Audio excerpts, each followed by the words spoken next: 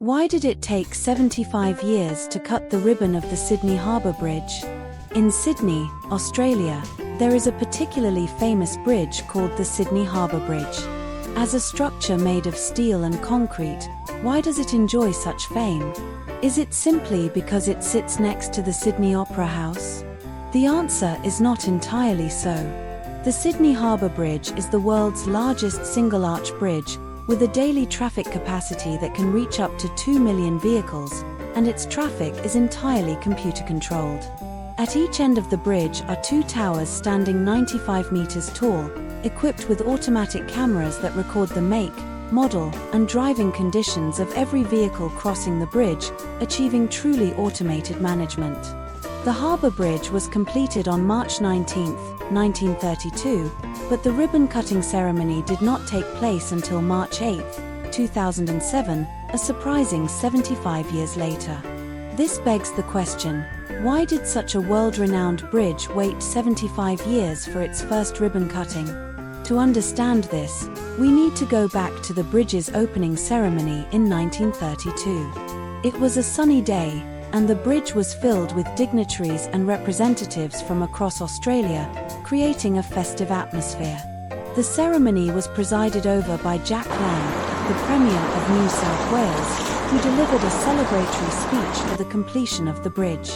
Behind him stood several ceremonial attendants, one of whom held a tray with a pair of scissors for the ribbon cutting. Perhaps in an effort to promote democratic ideals, the organisers did not invite the state governor, who represented the British monarch, to officiate the event. This decision displeased the monarchists, who felt slighted and accused the city government of favouritism. As the Premier was nearing the end of his speech, an unexpected event occurred. Colonel Francis de Groot, an Irish military officer and ardent monarchist, felt deeply offended by the governor's exclusion. Riding a majestic horse, he charged onto the bridge, brandishing a sword. The crowd, seeing the enraged colonel and his sword, feared for their safety and scattered in panic. Ignoring the chaos around him, de Groot rode up to the Premier. With a swift motion, his sword gleamed in the sunlight before slashing down to cut the ceremonial ribbon. Women screamed, fearing an assassination attempt, and the Premier, caught off guard, stood frozen. With a single stroke, de Groot severed the ribbon and rode off, laughing triumphantly. The ceremony was thus disrupted, and de Groot was fined £5 for his actions. The shocking incident left such a lasting impression that no one suggested resuming the ribbon-cutting ceremony for a long time. As a result, the celebration of the Harbour Bridge's completion was left incomplete, becoming an interesting historical anecdote. However, people did not forget the need to properly commemorate the bridge. The construction of the bridge, from design to completion, took over 100 years, and during its construction, 16 workers tragically lost their lives.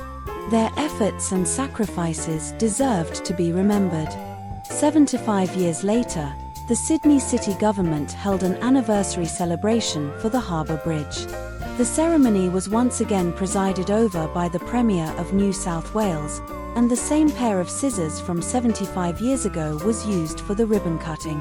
On this day, the families of the deceased workers paid heartfelt tributes to their loved ones, and a monument was erected to honour the 16 workers who had perished. The long overdue celebration was finally fulfilled, bringing a sense of closure to the historic event.